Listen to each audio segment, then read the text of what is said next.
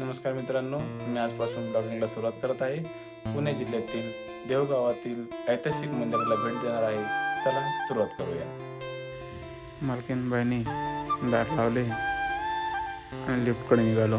लिफ्टकडे गेलो तर लिफ्ट बंद होती, त्यामुळे जिन्याचा पर्याय वापरून पार्किंगकडे निघालो. पार्किंगला जातात गाडी घेऊन निघालो. गाडी घेऊन प्रणोल चौकात आलो. प्रणोल चौकात ताफा लावला होता. पालखीची तयारी जोरदार चालू होती. पालखीची तयारी चालू असल्यामुळे पुढे पर्यायी मार्ग वापरला. मधल्या रस्त्याने जाताना पाऊस जोरदार झाल्यामुळे पाणी भरपूर साचले होते. पुढे कामही चालू होतं. रस्ते बुजवून खड्डे बुजवण्याचं कामही चालू होतं.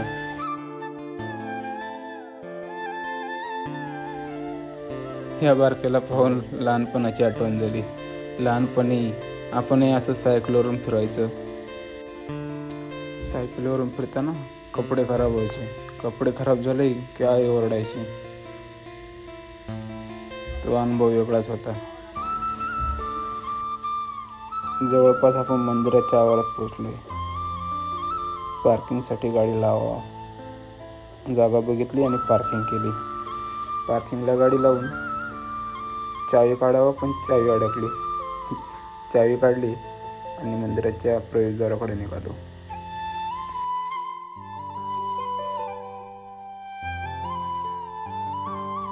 मंदिराचं सुंदर असं प्रवेशद्वार आणि तिथला आतमधला परिसर.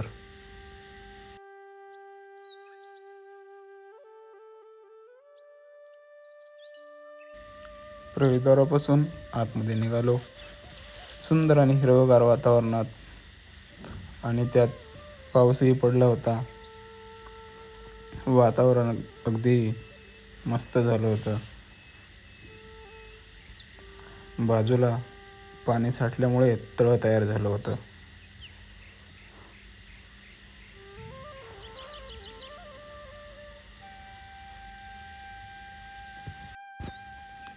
मंदिरात प्रवेश करताच जाणवणारी शांतता, प्रसन्न वातावरण आणि भक्तिमय भावना मनाला वेगळाच आनंद देतात. मंदिरात प्रवेश करताना प्रथम मुंजाबा देवाचं मंदिर लागतं. आतमध्ये गेलो, हातपाय धुतले आणि दर्शनास निघालो. पहिले तुकाराम महाराजांचे दर्शन घेतले. दर्शन घेताच पुढे निघालो. पुढे जाताच नंदी महाराजांचे दर्शन घेतले. दर्शन घेऊन मुख्य गाभाऱ्याकडे गेलो. आपण आता मंदिराच्या मुख्य प्रवेशद्वाराजवळ उभे आहोत. मंदिरात प्रवेश करताच मनात एक वेगळी शांतता आणि भक्तिभाव निर्माण होतो. प्रत्येक पाऊल टाकताना या ठिकाणची पवित्रता जाणवते. या मंदिराची रचना, दगडी बांधकाम आणि परिसर पाहताना जुन्या काळातील स्थापत्यकलेची झलक दिसते. प्रत्येक दगड जणू भूतकाळातील एखादी गोष्ट सांगत आहे.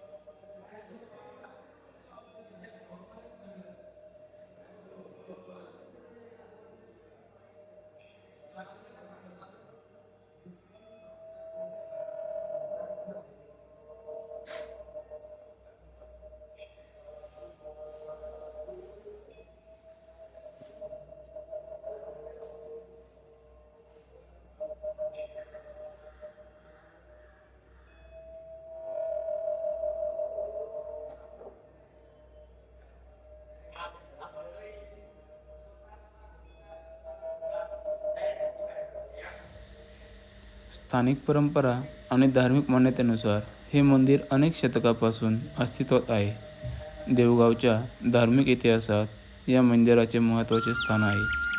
संत तुकाराम महाराजांच्या काळातही हे शिवालय परिसरातील प्रमुख देवस्थानांपैकी एक मानले जात असे, अशी स्थानिक श्रद्धा आहे.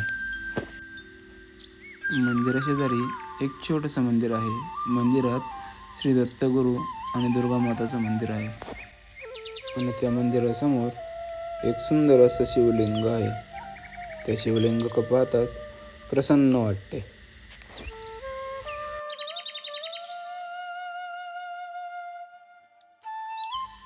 मंदिराची रचना पारंपरिक दगडी शैलीतील आहे. जाड दगडी भिंती, साधेपण, आकर्षक सभामंडप आणि गाभारा हे या मंदिराचे वैशिष्ट्य आहे. मंदिरासमोर नंदीची मूर्ती असून संपूर्ण परिसरात शांत आणि सात्विक वातावरण अनुभवायला मिळते. महाशिवरात्रीला रुद्राभिषेक, महापूजा आणि रात्रभर भजन केले जाते.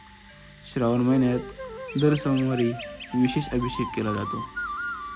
श्रावणी सोमवार, त्रिपुरारी पौर्णिमा आणि इतर शिवपूजेचे उत्सव मोठ्या भक्तिभावाने साजरे केले जातात.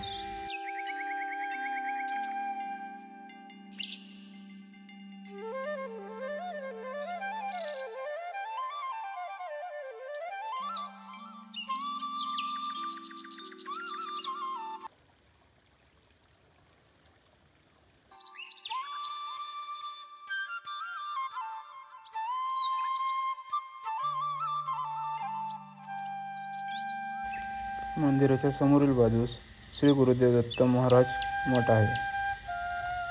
मंदिरात श्री दत्तगुरू यांची सुरेख अशी मूर्ती स्थापन केली आहे.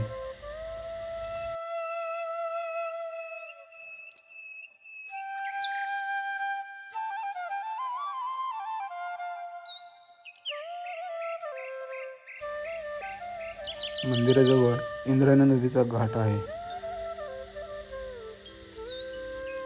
अशा ऐतिहासिक, धार्मिक आणि सांस्कृतिक वारशाची जपणूक करणे ही आपली सर्वांची जबाबदारी आहे.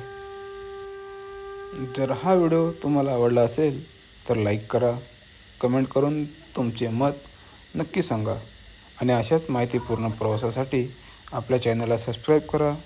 पुन्हा भेटू एका नव्या ऐतिहासिक स्थळासह. तोपर्यंत नमस्कार. हर हर महादेव.